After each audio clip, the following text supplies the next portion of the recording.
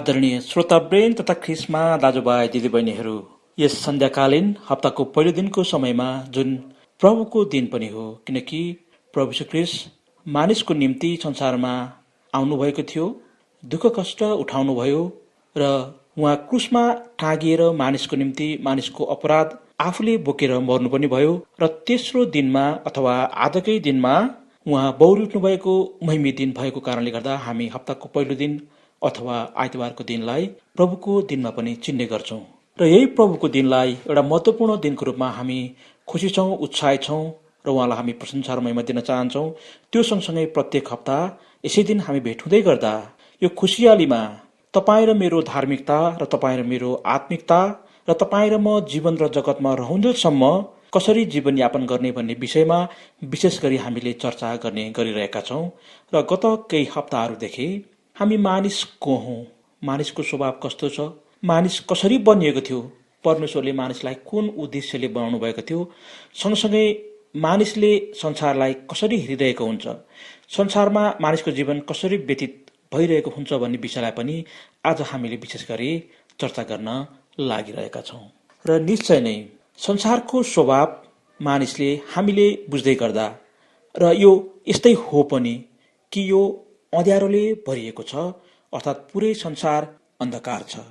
निश्चय नै परमेश्वरले मानिसलाई सृष्टि गर्नु हुँदै गर्दा अत्यन्तै सुन्दर ठाउँमा मानिसलाई बनाइदिनु भएको थियो। त्यहाँ कुनै अँध्यारोको शक्तिले अथवा अन्धकारले राज नगरोस् भन्ने परमेश्वरको चाहना थियो। तर मानवीय त्रुटिको कारणले भनौँ अथवा पहिलो मानवले परमेश्वरले गर्नुभएको आज्ञालाई उल्लङ्घन गरेको कारणले गर्दा मानिस यो अन्धकारको संसारमा आइपुग्यो, जुन संसारको स्वभाव नै अँध्यारो छ, अन्धकार छ। यसले दिने उज्यालो केही पनि छैन। जुन कुरा आफैमा अन्धकार छ, अँध्यारो छ भने त्यो कुराबाट हामीले कसरी आशा गर्न सक्छौँ र उज्यालो ज्योति प्रभावित होस् भनेर। त्यस कारणले आदरणीय श्रोता वृन्द, तपाईँ र म आज जुन संसारमा, जुन भौतिक संसारमा समय व्यतीत गरिरहेका छौँ अथवा बाँचिरहेका छौँ, यो संसारको स्वभाव नै अन्धकारपूर्ण छ, अँध्यारोले भरिएको संसारमा हामी छौँ। त्यस कारणले गर्दा यो संसारमा जे जस्ता गतिविधिहरू हुने गर्दछन्, जे जस्ता घटनाक्रमहरूसँग तपाईँ र मैले साक्षात्कार हुनुपर्ने हुन्छ, ती सबै कुराहरूले हामीलाई एउटा यस्तो अवस्थामा पुर्याइरहेका छन् कि काहीँ केही राम्रो छैन, कुनै कुराले सफलता दिँदैन, कति धेरै निराशा, कति धेरै असन्तुष्टि, कस्तो घनघोर अँध्यारो भन्ने हामी सामान्य मानिसहरू सबैले प्रतीत गरेको यो विषय हो। यस्तै कारणहरूले गर्दा जब मान्छेमा निराशाको सीमाको एउटा हद पार गरिसके पछाडि विशेष गरी मानिसहरूको बीचमा पछिल्लो समयमा यस्तै कारणले गर्दा जब जीवनमा अथवा भौतिक जीवनमा सोचेका कुराहरू पूरा हुँदैनन्, सोचेको भन्दा भिन्न भिन्न र कल्पना नगरेका घटनाहरू हाम्रो जीवनमा घट्ने गर्दछन् र हाम्रो काबुभन्दा बाहिरको परिस्थिति आउने भइसकेपछि मानिसहरूलाई अत्यन्तै निराशाले छोप्ने गर्छ। यो संसारको अँध्यारोले छोपिसके पछाडि विश्वव्यापी रूपमा नै भनौँ, मानिसहरूमा आत्महत्याको घटना अत्यन्तै विकराल रूपमा अगाडि आइरहेको हामीले देखिरहेका छौँ।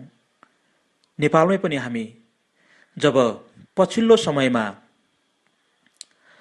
कोभिड-19 को महामारी सबै ठाउँमा फैलिएको छ, तराईका प्राय सबै जिल्लाहरू यसबाट अछुतो छैनन् र पहाडका पनि धेरै जिल्लाहरू यसबाट प्रभावित भएका छन्। हुँदा यस महामारीले अत्यन्तै दुःखपूर्णका साथ हामीले भन्नुपर्ने हुन्छ, एकजना नेपाली चेलीको पनि मृत्यु गराइसकेको छ। यो दुःखद क्षण छ र यस्तै कुराहरू देख्दै जाँदा, यस्ता कुराहरू भोग्दै जाँदा मानिसहरूको बीचमा निराशाले छोपेको छ, अत्यन्तै कठिन अवस्थामा पुर्याएको छ, जसले गर्दा यो निराशाबाट मुक्ति पाउँदिन कि भन्ने कोही मानिसहरूको बीचमा त्यो मनमा र त्यो भावनामा, त्यो दिमागमा आउँदै गर्दा अन्यर्थ घटनाहरू जुन अनर्थ हुन्, जुन मानिसले सोच्ने विषय होइन, तर त्यस्तो घटनाहरू पनि मानिसहरूले जीवनमा आफ्नै जीवनमा घटाएको हामीले प्रशस्त उदाहरणहरू पछिल्लो दिनमा हामीले छापाहरूमा सञ्चार माध्यमहरूबाट सुनिरहेका छौँ। त्यसकारणले यो अप्ठ्यारो संसारमा हामी छौँ, अन्धकारको संसारमा छौँ। के साँच्चीकै निराशामै हामी बाँचिरहने हो त? साँच्चीकै अँध्यारोले हामीलाई पूर्ण रूपमा छोपेर हामीलाई बाँच्न दिँदैन त? त्यति पनि होइन होला। स्वभाव संसारको अँध्यारै होला, तर त्यो अन्धकारको संसारमा पनि त्यहाँ ज्योति पक्कै पनि आउँछ। त्यहाँ ज्योति दिने कोही हुनुहुन्छ जसले यो सारा ब्रह्माण्ड सृष्टि गर्नुभयो। उहाँको चाहना पनि यो अँध्यारो संसारलाई अँध्यारै राखिदिने होइन। उहाँले यो अँध्यारो संसारको बीचमा पनि तपाईँ र म मार्फत नै, तपाईँ र म जसले सृष्टि गर्नुहुने परमेश्वरलाई चिनेका छौँ, जसले उहाँलाई सर्वशक्तिमान परमेश्वर पिताको रूपमा हामीले स्वीकार गरेका छौँ, जसले उहाँको एकमात्र पुत्र जो स्वर्गको वैभवलाई त्यागेर मानिसहरूको निम्ति भनेर संसारमा आएर क्रुसमा बलिदान हुनुभयो, उहाँलाई हामीले हाम्रो जीवनको प्रभु भनेर स्वीकार गरेका छौँ। ती सबै मानिसहरूको निम्ति उहाँले ज्योति पठाइदिनु भएको छ र भन्नुहुन्छ संसार अँध्यारो छ, तिमीहरू यो संसारमा चम्किनु पर्छ। यस्तै खालको प्रसङ्ग हामीले सुन्ने गरेका छौँ।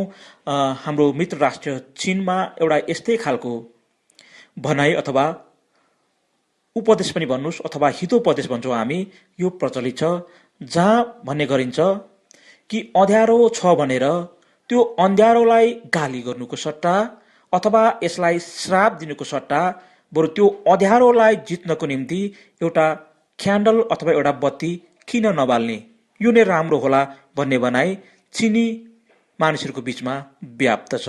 र यसै प्रसङ्गलाई अझ राम्रोसँग बाइबलमा प्रभु यीशु ख्रीष्ट स्वयंले डाँडाको उपदेश त्यतिखेरका आफ्ना चेलाहरूलाई र त्यतिखेरका मानिसहरूलाई दिँदै गर्दा यसलाई राम्रो शब्दमा व्यक्त गर्दै भन्नुभएको छ।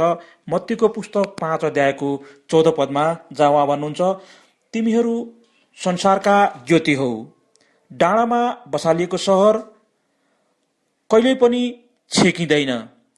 त्यस कारणले प्रभु यीशु ख्रीष्टले तपाईँ र मलाई, जसले उहाँलाई चिनेका छौँ, जसले उहाँको पिता जो स्वर्गमा हुनुहुन्छ उहाँलाई हाम्रो आफ्नै पिता परमेश्वर भनेर स्वीकार गरेका छौँ, ती मानिसहरूलाई प्रभु यीशु ख्रीष्टले भन्नुहुन्छ तिमीहरू ज्योति हौ। हो, संसार अँध्यारो छ, संसार अन्धकारमा रुमलिरहेको छ, आफ्नो बाटो भेट्न सकिरहेको छैन, तर तिमीहरू जसले मलाई चिनेका छौ तिमीहरू ज्योति हौ, तिमीहरू डाँडामा बसालिएको सहर जस्तो हो। त्यो सबैले देख्छन्, परैबाट हेर्ने बित्तिकै त्यो डाँडाको सहरलाई त्यहाँ सहर रहेछ भनेर चिन्छन्। त्यसै गरी तिमीहरूको जीवन पनि अन्धकारका मानिसहरूको बीचमा यसरी नै त्यो ज्योति चम्काउने काम गर भनेर परमेश्वरको पुत्र प्रभु यीशु ख्रीष्टले मत्तीको पुस्तकमा तपाईँ र मलाई भन्नुभएको छ। यसको अर्थ हामीले यो बुझ्न सक्छौँ कि अँध्यारो भित्र पनि केही उज्यालोको सम्भावना परमेश्वरले मानिसहरूको बीचमा उहाँका जनहरू मार्फत संसारमा दिनुभएको छ। हामीले भन्ने गरेकै छौँ नि कि बादलको पछाडि पनि एउटा चाँदीको घेरा हुन्छ। त्यसकारणले संसार जतिसुकै अँध्यारो होस्, संसारमा जतिसुकै चिन्ता होस्, जतिसुकै फिक्री होस्, निराशा होस्, त्यही बीचमा पनि हामीले आशापूर्ण जीवन परमेश्वरका जनहरूको सम्पर्कबाट, उनीहरूसँगको सङ्गतिबाट र सत्सङ्गबाट त्यो उज्यालो ज्योति हामीले देख्न सक्ने रहेछौँ।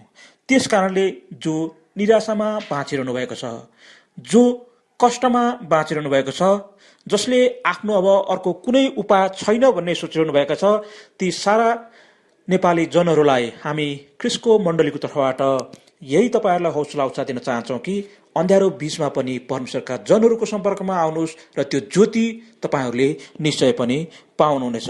र त्यस कारणले गर्दा यस्ता खालका सोचाइ भएका मानिसहरूको बीचमा म एउटा कथा राख्न चाहन्छु, जुन हामीले कतिजनाले युट्युब मार्फत हेरेको र देखेको एउटा घटना हो, जुन एउटा हास्य घटनाको रूपमा हामी लिने गर्दछौँ। चार्ली च्याप्लिन विश्वविख्यात हास्य कलाकार थिए।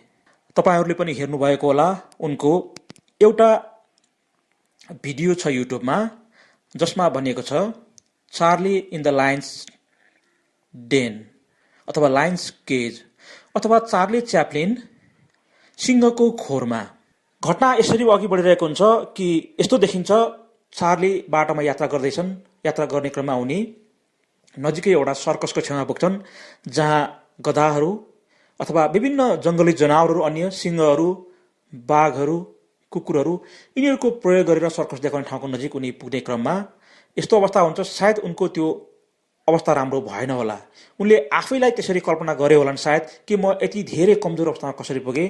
तब उनी यात्रा गर्दै गर्दा एउटा गधा देखिने जस्तो जन्तुले उनलाई खेद्छन्। खेदिसके पछाडि उनी स्वभावतः उनी बाँच्ने चाहनामा त्यहाँबाट भाग्छन्।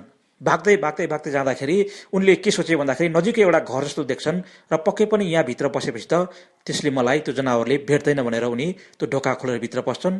तर हेर्नुहोस्, हामी कल्पना गरौँ, त्योभन्दा अझ भयङ्कर अवस्थामा उनी पुग्छन् जहाँ एउटा सिंह सुतिरहेको हुन्छ, त्यो निधाइरहेको सिंह छ। अब झन् अप्ठ्यारो अवस्थामा परे। अब सिंहबाट भाग्न खोजेर ढोका खोल्नु भनौँ, झन् ढोका लक भएको छ। सँगसँगै एउटा कुकुर देखा पर्छ र कुकुरले अझ मानिसलाई सिंहको खोरमा देखे झन् ठुलो ठुलो जोर जोरले उसले भोकिरहेको हुन्छ, ताकि त्यो सिंह उठ्न सक्ने पनि सम्भावना भयो। अझ बढी ठुलो आपत। र यसबाट भाग्नको निम्ति उनले फेरि अर्को एउटा बाटो देखे कि एउटा अर्को ढोका रहेछ, त्यो ढोकाबाट खोलेपछि भाग्छु भनेर भन्दै गर्दा त्यो ढोका खोल्दै गर्दा त त्यहाँको बाघ गर्जिरहेको छ। अर्को आपतमा उनी पुग्दछन्, एउटा माथि अर्को आपत हुँदा हुँदा एउटा स्त्री, कोही उनको चिन्जानको होला, बचाउन त आइन्। तर जब चार्लीलाई सिंहको खोरभित्र देखिन्, त्यो अवस्था देखेर उनी आफै पनि बेहोस भएर लडेर बचाउन सकिनन्। र अन्ततगत्वा पछि फेरि तिनी जब होसमा आइन्, तिनले ढोका खोलिदिएर चार्ली बाँचेका थिए। त्यसकारणले संसार हाम्रो यस्तै हो, एउटा माथि अर्को समस्यामा, एउटा माथि अर्को कष्टमा, एउटा निराशामाथि अर्को निराशाको बादलले हामीलाई घेरिरहेको हुन्छ र हामीलाई लाग्दछ कि अब उसो हाम्रो निम्ति केही बाटो छैन भन्ने सोच्दै गर्दा मानिसहरू अनि त्यसरी अनर्थको निर्णय, आफ्नै जीवन समाप्त गर्ने निर्णयमा निराशाले घेरिसकेपछि पुगेको हामी देख्दछौँ। तर हामी यो कुरालाई याद गरौँ, जसरी चार्ली पनि पछि बचे, जब होस खोल्यो ती स्त्रीले उनको ढोका खोलिन् र त्यो सिंहले पनि खाएन, किनकि त्यो सिंह जुन सर्कसमा तालिम प्राप्त भएको थियो र त्यसले मानिसलाई सायदै खाँदैन थियो। जे होस्, घटना घट्यो, अत्यन्तै अप्ठ्यारो अवस्था थियो, तर पनि उनी बचेर निस्के। त्यसकारणले संसारको स्वभाव यस्तै हो, एउटा माथि अर्को अप्ठ्यारो तपाईँ र मेरो जीवनमा ल्याइदिन सक्छ। तर तपाईँ र म यसलाई कसरी सामना गर्ने, यसबाट निराशामा डुबेर हार खाएर जीवन लीलालाई समाप्त गर्नेतर्फ होइन, तर यसलाई अत्यन्तै सुझबुझका साथ कि अँध्यारो पछाडि पनि एउटा उज्यालो अवश्य हुन्छ। हाम्रो देशमा त हामी सुरुङको यात्रा गरेका छैनौँ, तर केही बन्ने क्रममा छन्। त्यो सुरुङ तरिसके पछाडि सुरुङमा भले अँध्यारो होला, सुरुङमा चाहे हामीलाई गुफाहरू थाहा छन्, पोखरामा हामीले धेरै गुफाहरूको पनि यात्रा गरेका छौँ, गुफाहरूको भ्रमण गरेका छौँ। त्यहाँ चिप्लिने हुन्छ, लड्ने हुन्छ, अँध्यारो छ, तर कसैले त्यो ज्योति बालिदियो भने त्यो ज्योति बालिसकेपछि हामी सजिलोसँग जान्छौँ नि। अनि अन्त्यमा त्यसबाट निस्किसकेपछि त त्यहाँ पक्कै पनि उज्यालो छ। त्यसकारणले तपाईँ र मलाई यही अनुरोध छ, हामी यही अनुरोध गर्न चाहन्छौँ प्रभुको मण्डलीको तर्फबाट, तपाईँ र मलाई पनि संसारमा रहेका सबै चिन्तामा फिक्रीमा रहेका दाजुभाइहरूको निम्ति परमेश्वरको मण्डली एउटा यस्तो बिकोन बनेर आएको छ जसले परमेश्वरतर्फ पाएको ज्योति, परमेश्वरबाट प्राप्त गरेको ज्योतिलाई संसारमा देखाउने काम गर्छ। त्यसको निम्ति बाइबल मार्फत त्यो निराशामा भएका मानिसहरूको निम्ति, जो आफैलाई कहिल्यै पनि कुनै बाटो अब नरहेको सोच्नुहुन्छ, ती सबैको निम्ति परमेश्वरले त्यो उज्यालो बाटो देखाइदिनु भएको छ। त्यही भएर न सुसमाचार योनाको पुस्तकमा 8 अध्यायको 12 पदमा जहाँ प्रभु यीशुले भन्नुभएको छ, म संसारको ज्योति हुँ, मलाई पछ्याउने अन्धकारमा हिन्डुल गर्ने छैन, तर त्यसले जीवनको ज्योति पाउनेछ। त्यसकारणले तपाईँहरू पनि अन्धकारको निराशामा भइरहेको बेला प्रभुको सम्पर्कमा आएर, उहाँको वचनको सम्पर्कमा आएर र उहाँको जनहरूको सम्पर्कमा आएर त्यो अँध्यारै संसारमा पनि उज्यालो ज्योतिको साथ हिँड्न सक्नुहुन्छ। र त्यो ज्योति परमेश्वरले मात्र दिनुहुन्छ। त्यसको निम्ति उहाँको पुत्र, जसले संसारका मानिसहरूकै पाप क्षमाको निम्ति कल्वरीको क्रुसमा आफैलाई अर्पण गर्नुभयो, बलिदान गर्नुभयो, उहाँको रगतको सम्पर्कमा आउँ, सुसमाचार सुनौँ, असल सन्देश सुनेर त्यही अनुसारको जीवन हामीले व्यतीत गर्ने हो भने निश्चय हामी आफ्नो लागि त त्यो बत्ती बाल्छौँ, आफ्नो वरिपरि रहेका मानिसहरूको निम्ति पनि त्यो बत्ती बाल्न सक्छौँ र सारा संसार जुन अँध्यारो छ त्यो अँध्यारोको संसारलाई पनि उज्यालोतर्फको यात्रामा हामी डोर्न सक्छौँ। त्यसकारणले हाम्रो यही अनुरोध छ सम्पूर्ण श्रोता वृन्दहरूमा र ख्रिस्मा दाजुभाइ दिदीबहिनीहरूमा, कहिल्यै पनि निराशाले हामीलाई नछोस्। अन्ततगत्वा हामीले त्यो सुरुङ पार गरिसकेपछि पक्कै पनि त्यो उज्यालो भेट्नेछौँ र सँगसँगै तपाईँहरूको सांसारिक यात्रामा पनि, यो अँध्यारोको यात्रामा पनि परमेश्वरका जनहरूले परमेश्वरको वचन मार्फत तपाईँ र मेरो निम्ति भनेर उज्यालो ज्योति छरिदिइरहनुहुन्छ। त्यसको मुख्य स्रोत परमेश्वर स्वयं र उहाँको पुत्र हुनुहुन्छ। त्यसकारणले यदि तपाईँहरू पनि यो निराशाको बीचमा ज्योतिमा हिँड्न चाहनुहुन्छ, आफ्नो जीवनमा त्यो अँध्यारो निराशालाई हटाउन चाहनुहुन्छ भने हामीलाई सम्पर्क गर्नुहोस्। हामीले सकेको सहयोग तपाईँलाई गर्नेछौँ भन्दै आजको हप्ताको यस सन्ध्याकालीन समयको हामी यो वचनलाई यही राख्न चाहन्छौँ र फेरि हामी अर्को हप्ता यही समयमा यसरी नै भेट्नेछौँ। तबसम्मको लागि बिदा दिनुहोस्। नमस्कार, अभिवादन। यदि तपाईँलाई हाम्रो कार्यक्रमबारे के जिज्ञासाहरू भएमा तपाईँले हामीलाई विभिन्न माध्यमहरूद्वारा सम्पर्क गर्न सक्नुहुनेछ। तपाईँहरूले मोबाइल मार्फत सम्पर्क गर्न सक्नुहुन्छ, पोस्टबक्स मार्फत सम्पर्क गर्न सक्नुहुन्छ, इमेल मार्फत गर्न सक्नुहुन्छ। त्यसै गरी फेसबुक पेज र युट्युब मार्फत पनि तपाईँले हामीलाई सम्पर्क गरेर सुझाव सल्लाह दिन सक्नुहुन्छ। सम्पर्कको निम्ति फोन नम्बर यस प्रकार रहेको छ 98 510 95 163। फेरि पनि म भनौँ 98 510 95 163। त्यसै गरी पोस्टबक्स नम्बर रहेको छ 21 343 काठमाडौँ, नेपाल। र यसै गरी तपाईँहरू फेसबुक मार्फत पनि हामीसँग जोडिन चाहनुहुन्छ भने हाम्रो फेसबुक पेज रहेको छ चर्च अफ क्राइस्ट नेपाल।